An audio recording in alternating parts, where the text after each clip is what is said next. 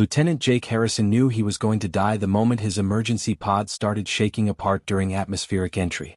The navigation computer had failed 3 jumps ago, and now here he was, plummeting toward some nameless rock in unexplored space with nothing but prayers and a malfunctioning heat shield between him and oblivion. The pod hit the ground hard. Metal screamed. Rocks exploded outward. Jake's head slammed against the restraints hard enough to see stars, and then everything went silent except for the hissing of coolant leaking somewhere behind him. He sat there for a full minute just breathing. His hands were shaking. Blood trickled from a cut above his eyebrow. But he was alive. Against all odds he was actually alive. Jake punched the release on his harness and kicked open the emergency hatch. Hot air rushed in, carrying the smell of sulfur and something else he couldn't identify. The landscape outside looked like Mars had a baby with hell. Red rocks stretched in every direction, jagged peaks in the distance, and the sky was a weird orange color that made his eyes water. His training kicked in automatically. Check for injuries. Assess the situation. Inventory supplies. The pod was totaled, but the emergency kit had survived. Standard military rations and vacuum-sealed pouches, water purification tablets, medical supplies, a thermal blanket, and his personal bag that definitely wasn't regulation. Jake pulled out his stash with a tired grin. 6 packets of instant coffee, a bottle of hot sauce he'd been saving, 3 chocolate bars that were probably melted by now, and a flask of whiskey that technically violated about 5 different military codes. If he was going to be stranded on an alien planet, at least he wouldn't be bored. The first day passed in a blur of setting up camp and trying to get his emergency beacon working. The second day, Jake sat down to eat lunch, tearing open a pouch of something labeled beef stew, that tasted more like cardboard mixed with regret. He drowned it in hot sauce just to make it edible. That's when he noticed he wasn't alone. 3 creatures sat about 20 feet away watching him. Jake froze, his hand instinctively moving toward his sidearm. But the creatures didn't move. They just stared at him with big, curious eyes. They looked like something out of a fantasy book his sister used to read. Dragons, but small ones, each about the size of a golden retriever. Their scales caught the light, shimmering in shades of copper and bronze. Little wings folded against their backs. Smoke drifted from their nostrils when they breathed. Jake's universal translator suddenly crackled to life on his wrist. The military had issued them to all deep space personnel, though Jake had never actually seen one work before. "Strange Skyfaller," a small chirping voice said. The smallest dragon had taken a tiny step forward. "We can eat your leftovers? We are so hungry." Jake's brain stuttered trying to process this. Talking dragons. Asking for his trash. He looked down at the empty pouch in his hand, still covered in hot sauce and beef stew residue. "You want this?" he asked slowly, holding it up. All 3 dragons perked up immediately. Their scales seemed to glow a little brighter. The smallest one nodded eagerly. Jake had seen a lot of weird things in his 5 years of military service. Aliens that breathed methane. Plants that sang. A space station run entirely by sentient fungi. But polite baby dragons asking for garbage? That was a new one. He tossed the empty pouch toward them, expecting them to sniff it cautiously like animals back on Earth. Instead, all 3 of them practically jumped on it. They tore into that empty pouch like it was the greatest meal they'd ever had, their tongues licking every trace of hot sauce and beef residue. And here's the weird part. As they ate, their scales started glowing brighter. Not just a little bit. They lit up like Christmas lights, pulsing with color and warmth. The smallest one looked up at Jake with what he could only describe as pure joy. "More?" the middle dragon asked, its voice hopeful and sweet. "Please? More strange food." Jake couldn't help but laugh. The sound surprised him. He hadn't laughed since before the navigation failure, hadn't felt anything but stress and fear. But something about these little creatures, so eager and harmless, made him relax. "Sure, why not?" he said, pulling out another empty ration pouch. This one had contained something called Mexican-style chicken, which meant it was loaded with peppers and spices. He tossed it over. The dragons dove on it like treasure. Their happy chirping sounds filled the air, and Jake found himself smiling despite everything. He was stranded on an alien planet with a broken ship and limited supplies, but at least he had company now. Even if that company was 3 garbage-eating baby dragons who apparently loved hot sauce as much as he did. The baby dragons came back the next morning before Jake had even finished his terrible instant coffee. He heard the sound of wings flapping and looked up to see all 3 of them landing near his camp, their eyes bright and hopeful. "Good morning, strange Skyfaller," the smallest one chirped through the translator. "Do you have more of the glowing food today?" Jake chuckled and held up an empty protein bar wrapper covered in peanut butter and chocolate residue. The dragons practically tripped over each other trying to get to it first. As they ate, their scales lit up again with that strange inner glow, and Jake noticed something else. They looked healthier than yesterday. Their scales were shinier, their movements more energetic. Over the next 2 days, the 3 dragons became his constant companions. They showed up for breakfast, lunch, and dinner, always polite, always asking permission before taking his trash. Jake learned they called themselves Parathi, which the translator said meant something like fireborn ones in their language. Their actual names sounded like a combination of clicking sounds and low rumbles that Jake's human throat couldn't reproduce. After several failed attempts that made the dragons giggle at his pronunciation, Jake decided to give them nicknames instead. "How about I call you Sparky?" he said to the smallest one, who seemed to have the most energy and was always sparking little flames when excited. The little dragon nodded enthusiastically. "Sparky. Yes, that is a good Skyfaller name." "And you can be Ember," Jake said to the middle one, who had beautiful copper-colored scales that glowed like hot coals. "Ember?" she repeated softly, seeming pleased. "And you're Ash," he told the largest of the 3, whose scales were darker, almost gray with streaks of silver. "These are good names," Ash rumbled, his voice slightly deeper than his siblings. "Thank you, Jake Skyfaller." As the days passed, Jake learned more about his new friends. They were outcasts, they explained one evening as the orange sky turned purple with sunset. Their mother had been exiled from the volcanic nesting grounds where the rest of their kind lived. Why was she exiled? Jake asked, sharing his last package of spicy chips with them. The 3 dragons looked at each other sadly. Sparky spoke first, his usual energy dimmed. The elders said she was broken. Defective. Her fire was weak. She could not hunt the metal rocks like the others. "Metal rocks?" Jake asked, confused. "The food of our kind," Ember explained. "We are supposed to eat stones rich in metals. Iron, copper, zinc. But Mother's body could not process them properly anymore. She grew weaker and weaker. The elders said she was bringing shame to the nesting grounds, so they forced her to leave. We chose to go with her." Jake felt his chest tighten. These kids had given up their home to stay with their sick mother. He'd served with soldiers who wouldn't do that for their own families. "Our mother is dying," Ember said quietly, and Jake noticed her violet eyes seemed to dim as she spoke. "She cannot hunt the metal rocks anymore. We try to bring her food, but it is not enough. Nothing we find helps her. She just gets weaker every day." The sadness in her voice hit Jake hard. He thought about his own mother back on Earth, how devastated he'd be if something happened to her and he couldn't help. "Where is your mother?" he asked. 3 valleys away," Sparky said, pointing with one small claw toward the mountain range in the distance. "But she is too weak to move now. She just lies in the cave all day. She says." His voice cracked. "She says she will pass to the endless sleep soon." Jake looked at the 3 baby dragons, their scales dim with worry, and then at his remaining supplies spread out on the ground. His rescue wasn't coming anytime soon. The beacon was active, but he was in uncharted space. It could be weeks or even months before anyone found him. Most of his supplies were things he didn't even like anyway. The instant coffee was so bitter it made his face scrunch up. The chocolate bars were that super dark 90% cocoa stuff that tasted like chalk. He'd been issued ghost peppers by mistake in his last supply run, and they were so hot even he couldn't eat them. Then there were the dehydrated onions and garlic packets that came with the rations, which he always threw away because they tasted awful. But the baby dragons loved all of it. They devoured everything he gave them and glowed brighter with each meal. Jake made a decision right then. He started packing up everything he considered waste. The burnt coffee grounds from the bottom of his packets. The expired chocolate that had gone white and chalky. Those ghost peppers that could probably melt steel. The onion and garlic powder he hated. Even some of the spicier ration meals that he'd been avoiding. "What are you doing?" Ash asked, watching him curiously. Jake shouldered his pack and checked his water supply. "I'm going to meet your mother. If you 3 like my garbage food this much, maybe it'll help her too." All 3 dragons lit up like fireworks, their scales blazing with hope and excitement. "Really?" Sparky asked, bouncing on his feet. "You will help Mother?"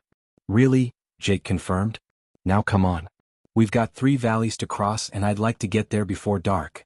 The dragons took off into the air, circling above him with joyful chirps, and Jake started walking toward the distant mountains, hoping his weird human food could somehow save a dying dragon. The journey through the 3 valleys took almost 4 hours. Jake's legs burned from climbing over rocks and sliding down steep slopes. The baby dragons flew ahead, then circled back, then flew ahead again, clearly anxious to get home. Sparky kept calling out encouragement like, "Not far now, Jake Skyfaller," even though Jake was pretty sure they'd said that 6 times already. When they finally reached the last valley, Jake saw the cave entrance carved into the cliff face. It was massive, easily 50 feet tall. The rocks around it were scorched black, like something had been breathing fire there for years. "Mother is inside," Ember said softly, landing beside Jake. Please help her if you can." Jake nodded and followed the 3 dragons into the darkness. The cave was warm, almost uncomfortably so, and smelled like sulfur and smoke. As his eyes adjusted to the dim light, he saw her. The mother dragon was absolutely enormous. Even lying flat on the cave floor, weak and dying, she was the size of a small cargo ship. Maybe bigger. Jake had seen transport vessels smaller than this creature.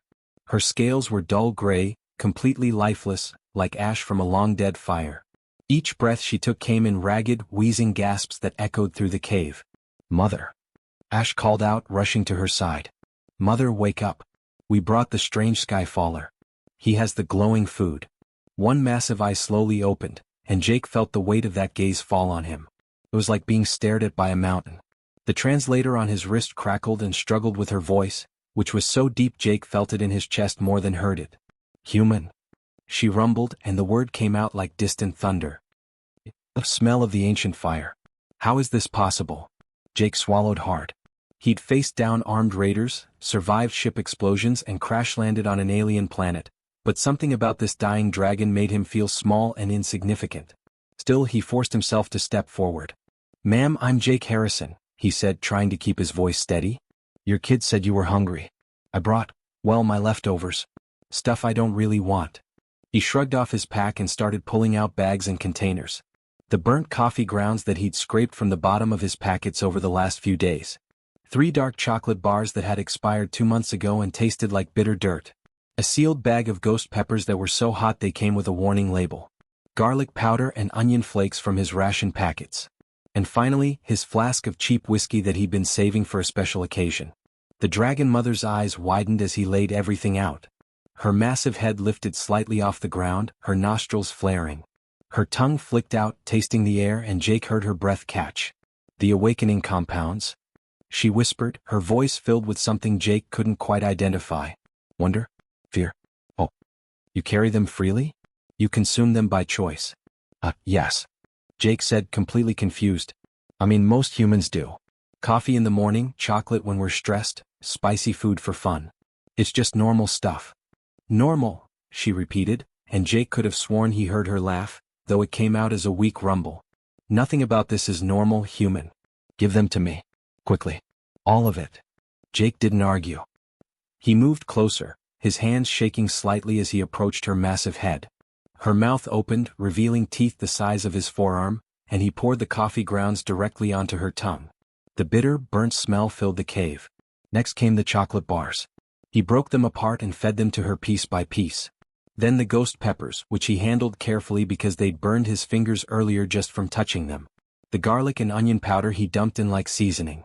Finally, he unscrewed his flask and let her swallow the whiskey in one gulp. For a moment, nothing happened. Jake stood there, feeling foolish, wondering if he'd just wasted his last supplies on a gesture that wouldn't help. The 3 baby dragons watched their mother with desperate hope in their eyes. Then everything changed. It started as a faint glow deep inside her chest. Jake saw it through her scales, like someone had lit a candle inside her body. The glow spread, moving through her like liquid light, filling every inch of her massive frame. Her scales began to change color. The dull gray erupted into brilliant crimson like fresh blood or hot metal. Then electric blue streaks shot through the red like lightning. Gold appeared next, swirling and dancing across her hide. Silver accents traced the edges of her scales, making her look like she'd been dipped in precious metals. Light pulsed through her body in waves, getting brighter and brighter. The cave filled with colors Jake didn't have names for. The temperature spiked and Jake stumbled backward, throwing his arm up to shield his eyes. The dragon mother rose. Not slowly, not weakly, but in one smooth, powerful motion that made the entire cave shake. Her wings unfurled, spreading wide, and they were magnificent. They glowed from within, like stained glass windows with the sun behind them. She stood at her full height now, her head nearly touching the cave ceiling, her eyes blazing with light and life. When she spoke, her voice was no longer weak or wheezing. It was strong, clear, and filled with emotion. By the architects.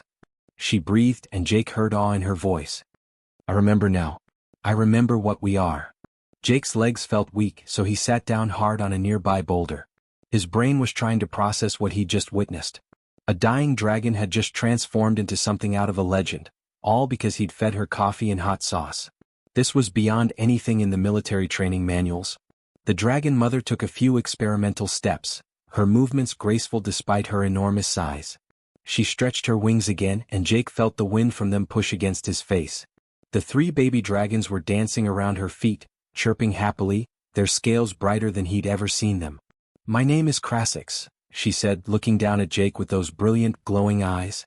And I owe you my life, Jake Harrison. But more than that, you have given me something I thought was lost forever. You have given me memory. Memory? Jake asked, still trying to wrap his head around all of this. What do you mean?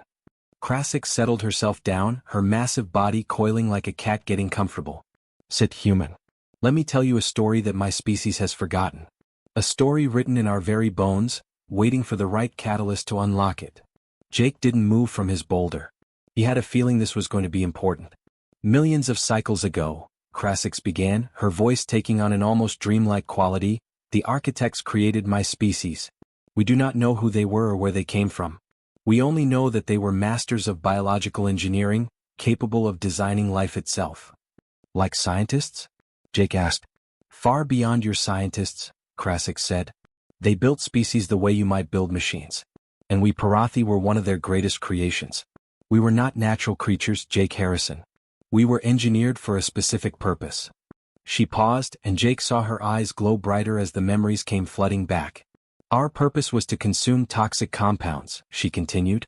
Things that would kill most living creatures. Alkaloids, capsaicinoids, methylxanthines, ethanol, sulfur compounds, and dozens of others. We could eat these poisons and convert them into pure energy. We were living terraforming engines, designed to make poisonous worlds habitable for other species. Jake's mind started racing. Those words sounded familiar from his basic chemistry classes back in training. Wait, hold on. Alkaloids, isn't that what's in coffee? And capsaicinoids, that's the stuff that makes peppers spicy, right? Exactly, Crasix said, and Jake heard approval in her voice. Caffeine is an alkaloid. So is nicotine, morphine, and hundreds of other plant compounds. Capsaicinoids are what give your spicy foods their heat. Methylxanthines include caffeine and theobromine, which is found in chocolate. Ethanol is alcohol. Jake's jaw dropped. You're telling me your entire species was designed to eat the exact things that humans put in their coffee, their food, and their drinks? Yes, Crasix said. But here is the tragedy. When the architects vanished, we forgot our purpose. It happened slowly over countless generations. We lost the knowledge of what we were meant to be. We tried to survive on simple minerals and metals, the way we saw other rock-eating creatures survive. But it was never enough. We were slowly starving, getting weaker with each generation because we were eating the wrong food entirely. The 3 baby dragons had stopped playing and were listening to their mother with wide eyes. Clearly this was news to them too. We thought we were broken, Crasix continued, her voice sad. When some of us could not process the metal rocks properly, we believed they were defective. We exiled them. Cast them out. We never realized that they were not broken at all. They were simply starving for what they truly needed. Jake thought about that. So you weren't sick. You were just eating the wrong food. Precisely, Crasix said. Until you arrived. Your species, humanity, is one of the only species in the known galaxy that actively cultivates and consumes our activation diet. You grow coffee beans, pepper plants, cocoa trees. You ferment grains to create alcohol. You seek out spicy foods for pleasure. You consume these compounds recreationally, every single day. Well, yeah, Jake said, thinking about his morning routine back on the ship. Coffee in the morning to wake up. Hot wings on Friday nights with the crew. Chocolate bars when we're stressed during long missions. Beer or whiskey when we're celebrating something. It's just normal human stuff. Normal for you, Crasix said, her eyes blazing with intensity. But extraordinary for us. You are the key, Jake Harrison. Humans are one of the only species in the entire known galaxy that actively cultivates and consumes our activation diet. Do you understand what this means? Jake was starting to. The implications were staggering. We need each other, Crasix continued. You help us remember what we are, Give us the compounds we need to reach our full potential. And in return we can help your species terraform worlds that would kill anyone else. Planets with toxic atmospheres, poisonous plants, hostile environments. We can consume the toxins and convert them, make those worlds safe for human colonization. Jake stared at her, then looked at the 3 baby dragons who were now glowing bright and healthy, full of energy and life. Then he looked back at Crasix, this magnificent creature who had been dying just minutes ago. Are you proposing an alliance based on my garbage food? He asked slowly, and despite everything he felt a laugh building in his chest. I am proposing salvation for both our species, Crasix replied, and Jake heard complete seriousness in her voice. Your species expands into hostile territory but lacks the tools to survive toxic worlds. My species has forgotten its purpose and is dying slowly across the galaxy. Together we can save each other. Together we can thrive.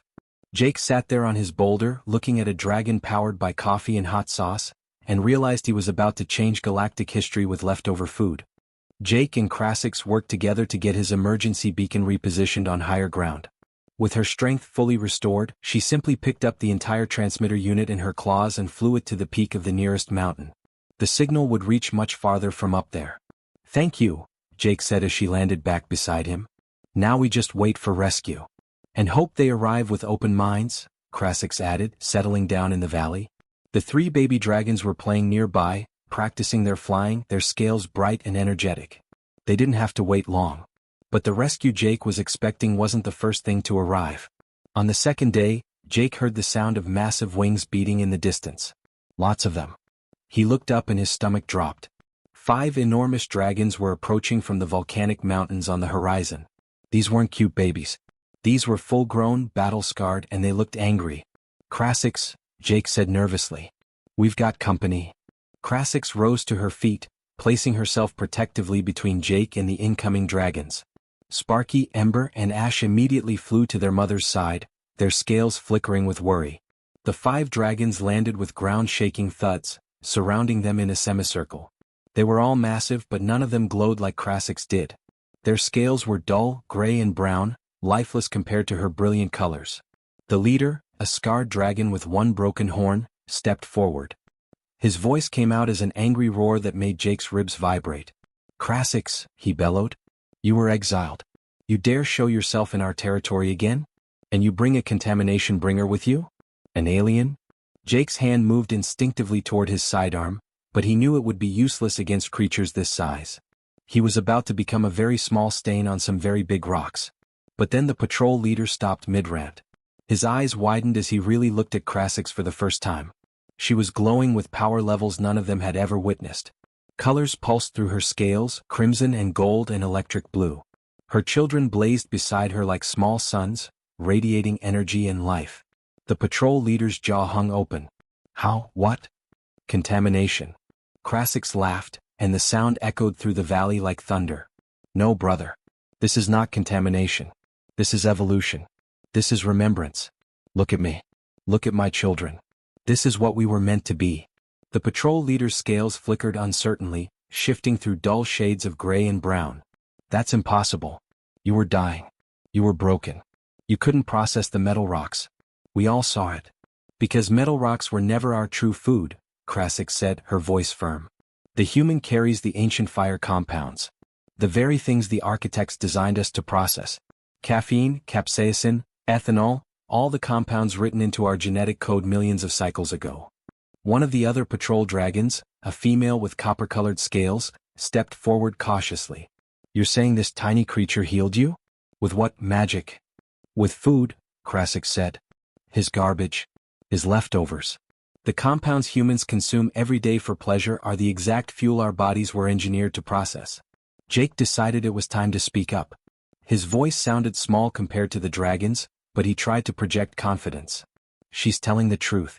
I gave her coffee, chocolate, hot peppers, and alcohol. She ate it and this happened. The patrol dragons looked at him like he just claimed he could fly by flapping his arms really hard. You're saying you have more of these compounds? The patrol leader asked slowly.